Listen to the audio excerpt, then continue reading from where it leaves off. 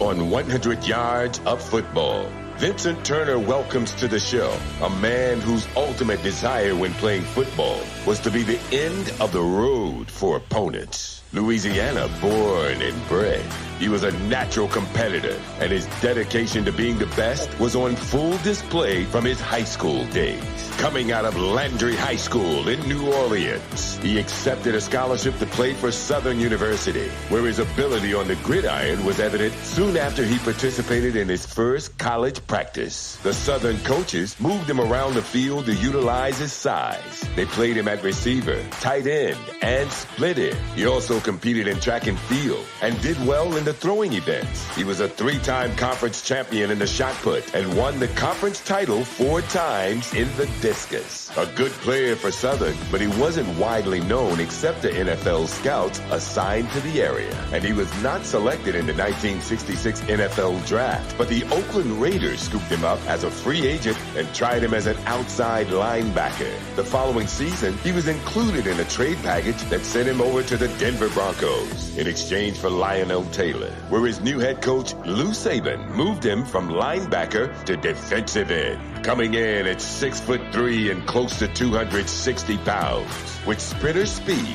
he found himself in the backfield on a consistent basis and became an all-time AFL second-teamer, a 2-time AFL All-Star game, and 1 Pro Bowl, a 3-time first-team All-Pro. He is a member of the Colorado Sports Hall of Fame, the Greater New Orleans Sports Hall of Fame, and the Louisiana Sports Hall of Fame. And now, he too resides in the Black College Football Hall of Fame. Ladies and gentlemen, introducing to some and presenting to others, please welcome to 100 Yards of Football, the dynamic Rich Tombstone Jackson. Next on 100 Yards of Football. I'm wondering who you're talking about. If you like the video today, please comment and share it. We'll surely appreciate it here on 100 Yards of Football. I'm your host, Vincent Turner. I want to give special thanks to Logan Landers for producing the show today. To our family here at 100 Yards Football, Mr. Bobby Butler, thank you. To Mr. Ronnie Keebler, Brooklyn, New York, thank you. To Mr. Jeremiah Long, thank you. And family, to Mark Best, a.k.a. Mark Denham, thank you. And to Mr. Jim Maryland for setting up this fantastic interview. And I'm your host, Vincent Turner. So, one more time, if you like the video today, please come in and share it. As I bring this gentleman up, I was a kid in the 60s. And back then, football was a little different. It was more physical, more nasty. And you had to be a man, as we said back in my hometown in the 901, you had to be about that life. Well, back then, when you're looking at football, it's physical. And this gentleman here, make no bones. When you look at what his presence was with the Denver Broncos, you got to say Michael Myers and Hollywood, Freddy Krueger. I'm scared. Because he brought it every play. And make no mistake, they say Deacon Jones invented the head slap. No. The man on my screen today, Mr. Rich Tombstone Jackson, invented the head slap. How you doing this evening, sir? And God bless, and we welcome you two here on 100 Yards Football. How you doing today? I'm doing great, and thank you for inviting me on your program. Yes, sir.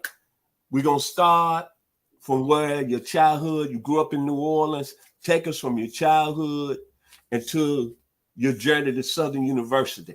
Because I'm going to ask you about all them great players you played at Southern when we get to that part.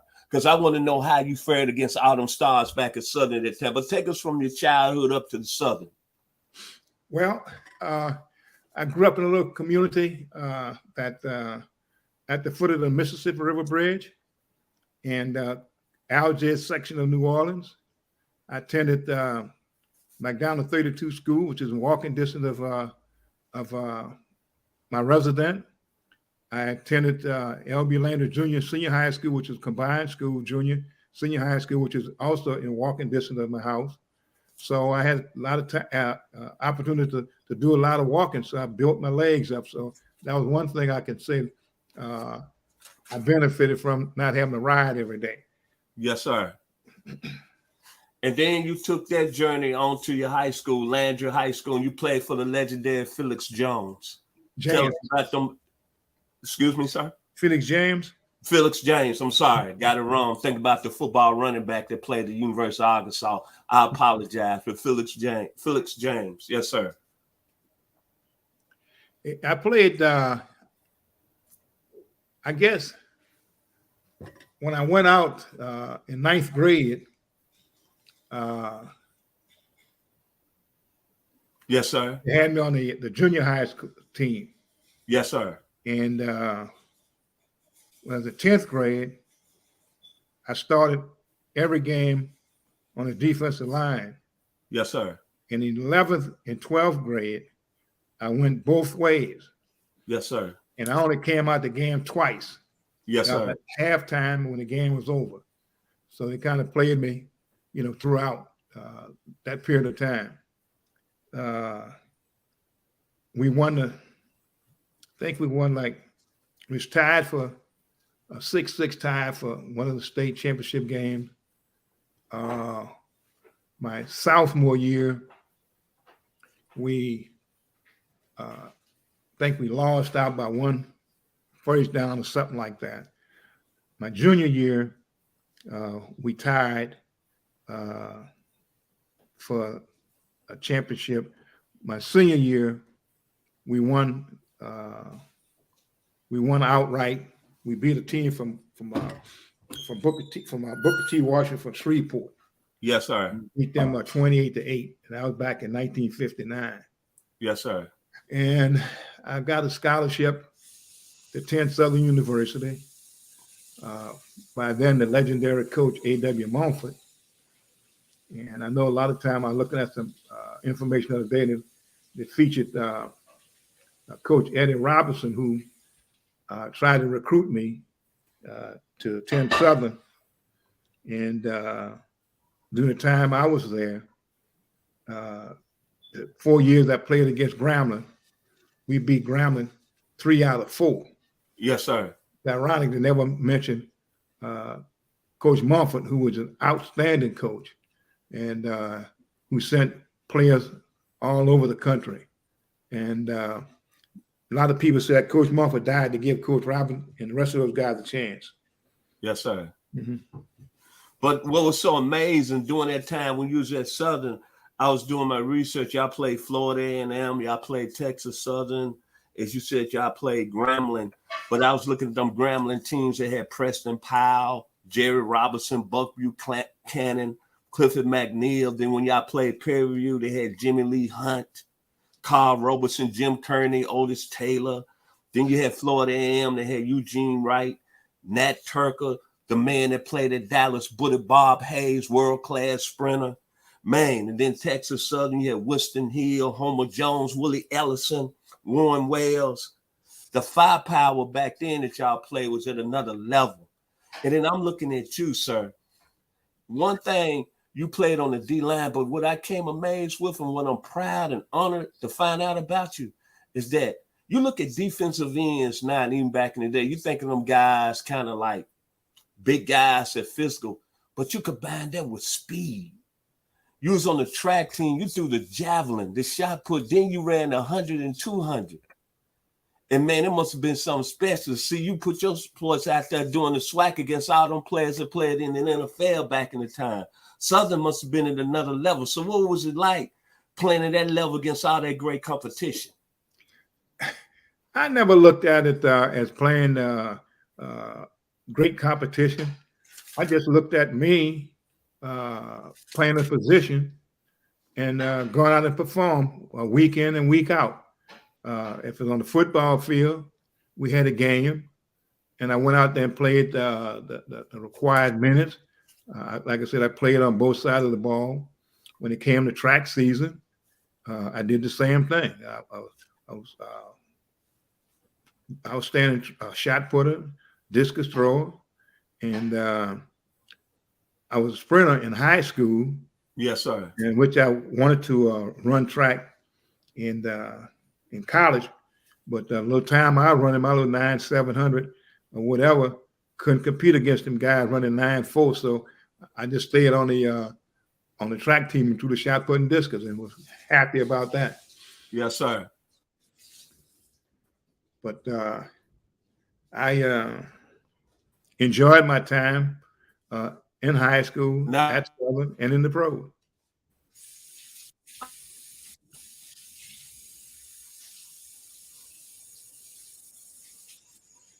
Yes, sir. From that standpoint, you got signed by Oakland as an undrafted free agent. They had you 1 year from resuming at outside linebacker. Then you got to Denver. Lou Saban moved you to defensive end. I'm gonna say this. Right. My business partner, Ronnie Keebler, always say this. You know when you're great is when other people talk about your exploits, when you don't have to say nothing. Paul Zimmerman, great Sports Illustrated writer who I studied and looked up to when I was about him on Sports Illustrated, said on this all-pro team ever in the history, you will be his defensive end along with Deacon Jones, and the other two people on the D-line will be Reggie White and Joe Green. Then I heard what Al Davis said about you, the greatest pound-for-pound defensive player they ever played. And then Lyle Alzado said he was the best Bronco of all time when he was there. And most of all, Mr. Jackson, see, I'm a guy that do a lot of research. I buy a lot of books, and I bought Floyd Little's book. And he got to your section. He said, man, Rich Jackson, Tombstone, by far was the toughest football player I ever played against. And what set me off yesterday, I'm not going to lie here on 100 Yards Football, got my juices flowing. I was doing my research work on it. We all know who Art Shell is, right? If everyone watching 100 Yards Football. And I put up this little video about Art Shell. And Art Shell said about Rich Tombstone Jackson, it hit me up beside my head, and it's the hardest I've ever been hit. I didn't let nobody know, but when I went back to the line of scrimmage, I was seeing stars. By far the best defensive end I ever played against. Talk about you playing with the Bronx. What man? And then I watched a lot of videos on you yesterday on YouTube. Because, Mr. Jackson, I do my research. And, man, what I saw, the skill set, physical. The skill set, mean. The skill set, intimidation. And then Lyle Alzado said it best when he played across from you. He could hear you say to them offensive linemen, I'm going to knock your head off. I'm coming, boy. Hear my footsteps, boy. Talk about that when you through your career playing with the Broncos. What made you so powerful, so intimidating, sir? Well, I didn't have anyone to emulate. And I just figured that's the way, in order to be great, you had to have a good in-season program and an off-season program. And I tried to outsmart my opponent, and I didn't think any of those guys were going to be as physical as I was. I tried to be, and like I said, I had an in-season program and an off-season program, and I trained. And I wanted to be not classified as a football player, but as a technician. Yes, sir. I say by technician, I wanted to have techniques that exceeded any football player prior to me playing the game. And I wanted to do things different, and I went about it in a different way. I knew that I had to be stronger than the offensive lineman, had to be quicker than the offensive lineman, and had to be in superb condition. See, when the season was over with, I began to work out.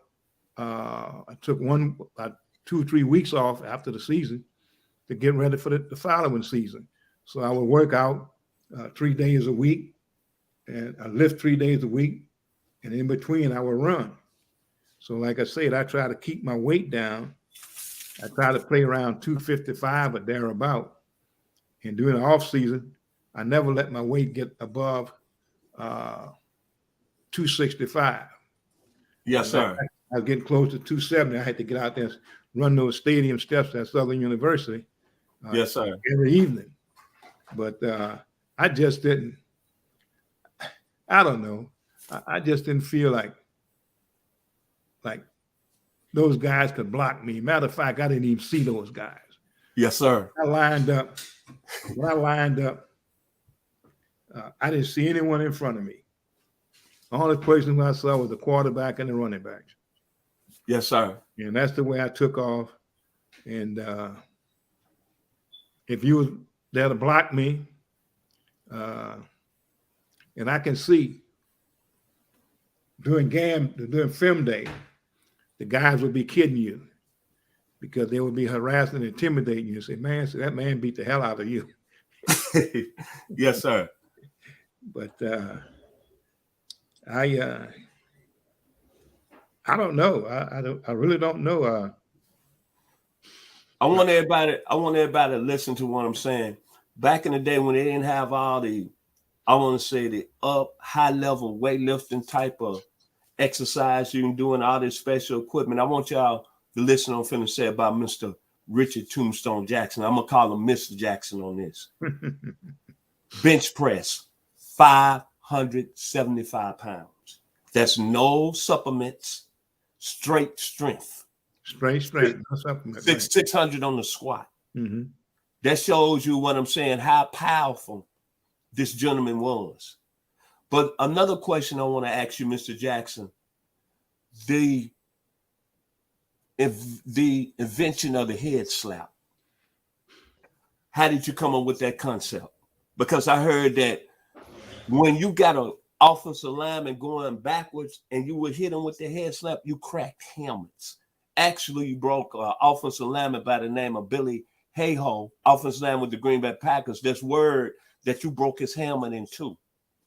So tell us here on 100 Yards Football, how did you develop the head slap?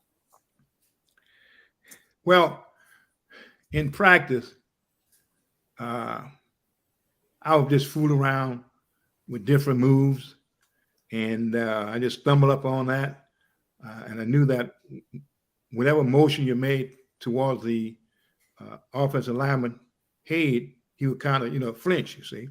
Yes, and that's sir. all you needed. All you needed to do is flinch, close his eyes, and you were gone. Yes, sir. And so I saw that was effective. And so I employed that very efficiently. And like I said, I had the head slap and double head slap. Yes, sir. The halo spinner, come around. Yes, sir. And then I had the head butt, Yes, so sir. I had all that. The head butt would hit him right up in here, and I knocked the wind out of him. And so I had about 3, 4, 5 moves that I developed. And I would use those according to my opponent. If you were short, I would use that head slap, swim move.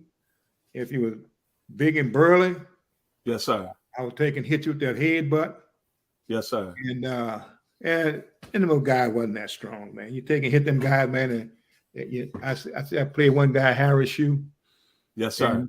I hit him, and he went down to his knees, man. And I kind of felt sorry for him, but it was just a game. And you look back on it, and honestly, I look back on it, and if I can go back and apologize to those guys who I played against, and just say, "Hey, man, I'm sorry the way I played, but I didn't know no other way. I just played what I learned on, coming up." Talk about some of your teammates over in Denver. One that I got a lot of respect for, Floyd Little. Yeah, Floyd was an outstanding running back. We got along well. Paul Smith was the other guy who played on the other side. Yes, sir. Defensive line. Dave Costa. Yes, sir. One of the tackles. Lalo Zeta was on that line. Jerry Inman, and we kind of like, Pete Duranko. And we kind of alternated, but for the most part, I played, the entire series on offense, on defense rather. Yes, sir. And we had a couple of linebackers, Chip Myrtle and Yes, sir. I can't think of the other guy's name. It'll come to me. But and then you played one season with Marlon Briscoe, correct? Right. Yeah, Marlon Briscoe was really a disservice to Marlon, because I think with Marlon, we could have won the championship with Marlon, because Marlon had a rifle. Plus, yes, he was sir. smart. He was elusive. And after the game, the guy would run back to me and say, "Man, where y'all got this guy from, man?" I said, blah, blah, blah, blah. You know, they were very impressive with Marlon. But I don't know why the coaches didn't feel that he was good enough to bring us a championship. Now, like I said, they took Marlon in 2 or 3 weeks, and he became a starter. Didn't have no training camp, no nothing. Just when he came raw out of college, and they put him in, and he was just like he was a veteran. But like I said, I guess if he came along like right now, he would be a bona fide starting quarterback. And honest thing he didn't have was the height, but he had everything to go along with what he had. When you look at the game today, and you look at the physical of the game and how they protect the quarterbacks, etc., in my opinion, what do you see the game today to when you play? Could you play in today's game as physical you were, and how you was really bringing serious wood to people? How do you see the game today? They probably would arrest me after the first 2 or 3 plays. Yes, sir. Yes, sir. Seriously. Yes, sir. And then the referee come up to us, so Jackson said, "You can't do that." Yes, sir. I don't know no other way. What yes, you want me to do? I'm they paying me to play, and I just play the way I know. So yes, sir. That's all I knew. Yes, sir. Yes, sir. And when you look at your final words as we talk this evening, what can you take away playing for the Denver Broncos, making it to the NFL? What can we take away from Rich Tombstone Jackson, his play? How would we describe you back then as a player? In your words. I thought I was the best that ever done it. Yes, sir. Tell it. And I tried to exhibit that on the football field. And when you played against me, and you was at home, and I just hope that your parents didn't tell you that I embarrassed them by beating up on them. Yes, sir. And so the next time we hooked up, it was just a matter of me going through my moves and telling you what I was going to do to you. And in order for you to not be embarrassed on national TV, don't hold me. Now, when you held me, then you was in for a day. Yes, sir. See, so I said, well, let's keep it clean. Don't hold me, and we can have fun out here. And that's what I did. I tried to have fun. I had fun all through high school playing football, and I had fun all through college up at Southern University, and played against some outstanding ball players who probably would never, ever, ever get credit for being outstanding, because I don't want to bring this in, but we went to an all-black school, okay? Yes, sir. And the only thing that most of the people just like today, in the arena, they were only accustomed to seeing ball players from, the so-called larger schools. Yes, sir. And when I went into to professional ball, I couldn't get away from the guys from the so-called larger school. They had, saw guys from the other school, the SWAC, the MEAC, SIAC, and they was in disbelief. Yes, sir. And how great the guys were. Yes, sir. So that let me know that we were not paper ball players. Paper ball players to me were the guy that you read in the newspaper, and you read all these stats about them, what they did. Yes, but sir. You didn't put them in the corral and see how fast they could run. You see, so when we played, it was dog eat dog, more or less to say. But like I said, playing professional football to me was easier than playing in high school and college, Yes. because I based that on the people I played against. High school, played a little before college, and then the college guys I played too. You know, we had guys that I played on the same high school team, guys I played against. I know one guy, he played with Minnesota, Archie Sutton from Yes, Navy sir. Prep. And he was about 285, 290. Played against him. Ernie Ladd, Buck Buchanan, Homer Jones. And you know, Homer Jones was about 225. Yes, sir. He ran about a 9,300. Yes, sir. And I had to Check tie this up out. with him. Yes, sir. Sometimes when I play on linebacker, I had to cover him coming out the backfield. But of course, one thing, I can run step to step.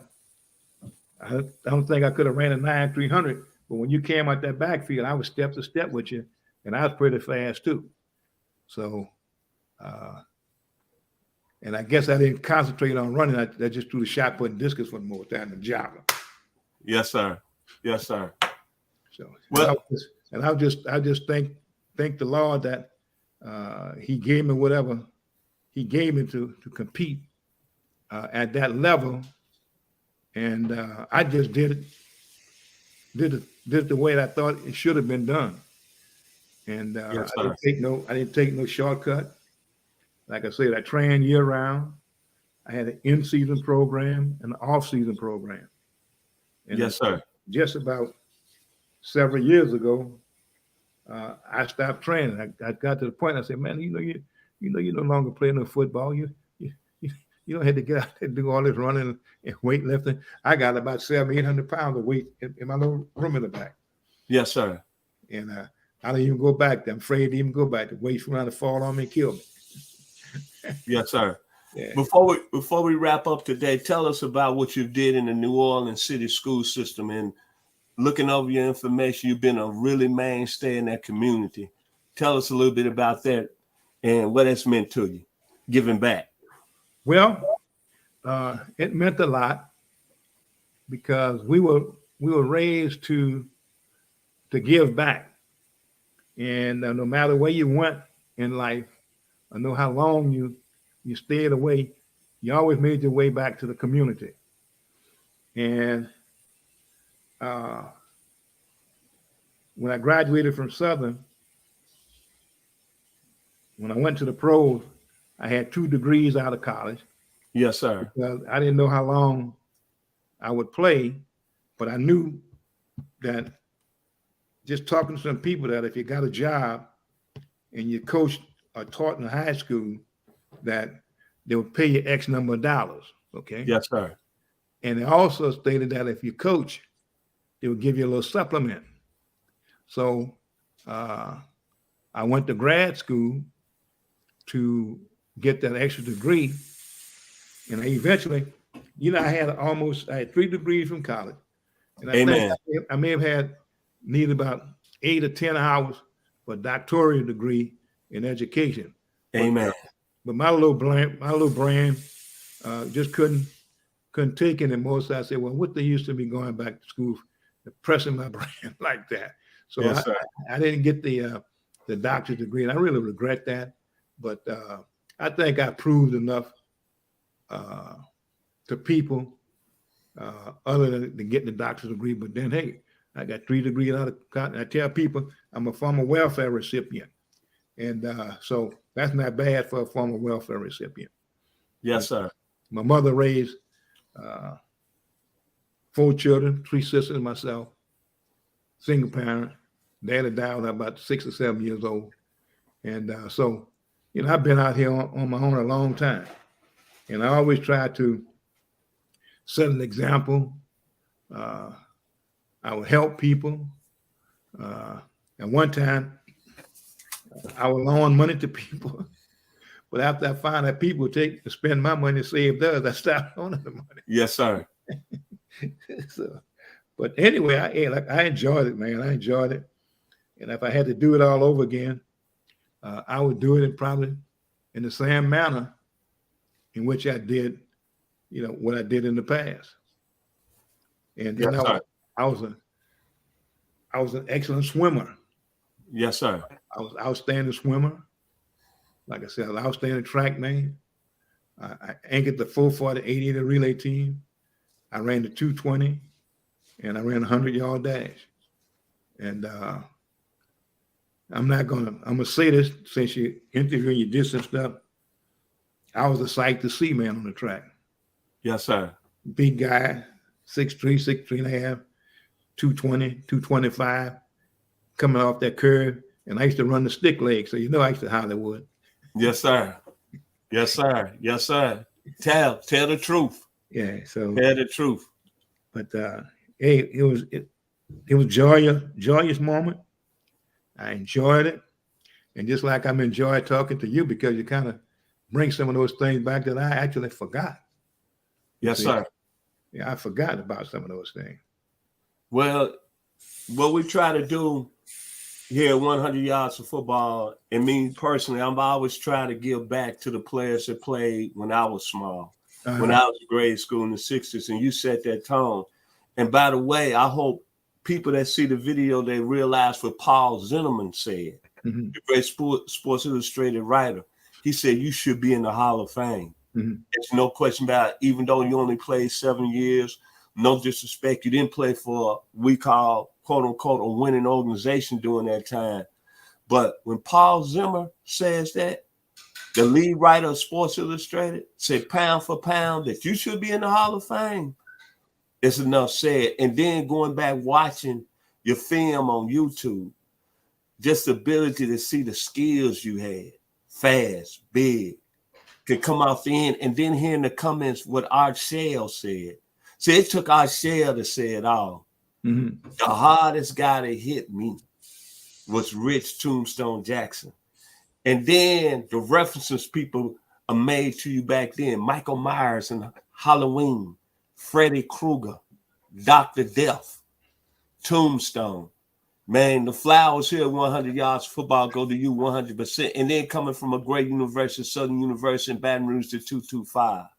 So it's been an honor to have you on our show today. And of course, to Mr. Jim Maryland for making it happen.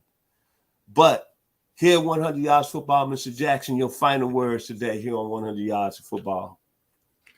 Tombstone, termination of life, symbol of death, the end of the road. Yes, sir. If you like the video today, please come and share. Let me give kudos to the team again here at 100 Yards Football. Special thanks to Logan Landers for making it happen today. Thank you to Mr. Jeremiah Long. And before I leave, Mr. Jackson, I'm sorry. Our producer, Logan Landers, had a question for you. I almost forgot. Logan, come on up on the screen. I'm sorry. Hey, we got it in, Mr. Turner. So, Mr. Jackson, obviously, I've been listening behind the scenes, had a great story. But there's one question I got to ask you that, Vincent, you didn't ask him. Yes, sir. The nickname Tombstone. Where did that originate? Was that from some of your boys in the locker room? Was that from the media? And also, a little short follow-up here to it. Whenever you were going up the line, I know some guys on the offensive line, they were a little scared hearing that name. I'm sure they were having a rough night's sleep when they heard, I got to go against Tombstone tomorrow afternoon. So give us your thoughts on the origin of having one of the greatest nicknames, and not just football. I never felt that I was intimidating. Okay. But the playground that we played to at Lord Baconfield Landry in Algiers, there was an old fireman's graveyard. Okay. And I guess maybe like on the portion of the end zone or whatever, that portion onto the street was where they had an old graveyard. Oh. And so my style of play and the way I played, that name kind of was stuck, Tombstone, termination of life, symbol of death, the end of the road. Yes, sir. And so, people picked it up, and I just used it to my advantage. There we go. Heard it from the man himself. And people, people don't even know who Rich Jackson is. All people know is Tombstone or Tomb. Yes, sir. And that's what I answer to. So yes, no sir. disrespect to my given name, but that's what they refer to me. Yes, sir. Thank you very much, Mr. Turner. Back to you. Mr. Jackson, again, we'd like to say thank you for coming on 100 Yards Football. Once again, to my team, as you saw the great talent, Mr. Logan Landers with his question. Mr. Jeremiah Long, I wouldn't be where I am today without you, sir. God bless you. To Mr. Bobby Butler, first-round pick of the Atlanta Falcons by way of Florida State, thank you. To Mr. Mark Dittum, a.k.a. Mark Bass, thank you. To Mr. Jim Maryland, thank you. And, of course, to my business partner who I love like a brother from Brooklyn, New York, Ronnie Keebler. And, again, to our guest, Mr. Richard Jackson, Tombstone, Denver Broncos. Some people in the organization say he was the best pound-for-pound football player that ever played in the Broncos organization. And before I leave, I want to give a shout-out.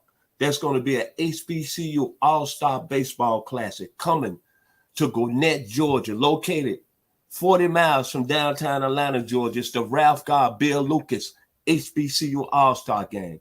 The sponsorships going for their game are $25, $50, $75, $100. If you're interested in attending this great All-Star game put on by Mr. Jim Maryland, contact the HBCU Boosters at P.O. Box 82, Grambling, Louisiana, 71245. One more time, if you want to get a little sponsorship, contact the HBCU Boosters, P.O. Box 82, Grambling, Louisiana, 71245. Put on by my man, Mr. Jim Maryland, the Ralph Gar Bill Lucas HBCU All-Star Baseball Classic. I'm in constant contact with Mr. Maryland. Yes, sir. We talk all the time. Right. Yes, sir. Yeah. Well, Mr. Tombstone, once again, thank you so much for coming on today. I hope that here shortly you should be voted in the Hall of Fame. One of the best football players. I'm not trying to say this, but go look at the film.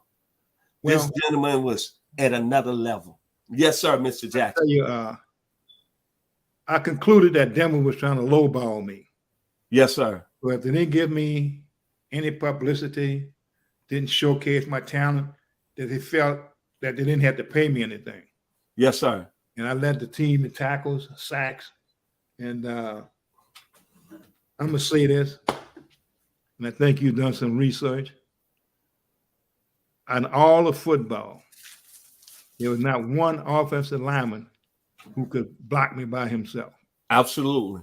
And I used to tell people that one offensive lineman could block me by himself or herself. You know what I'm saying? And but they would have guys. I know one time, a couple of times, I was blocked by 3 different people. Yes, sir. They were taken on the strong side. They would have the tight end out there. The tackle would hit me. Tight end would hit me. And if I got outside it, then the running back would come up and hit me. And so it was a fight all day in the game. And I was just wondering if anyone else was being hit, attacked the way I was attacked. Now, I didn't think I was that good. So why you have to use all these people on me? I just was trying to make a living for my family and myself.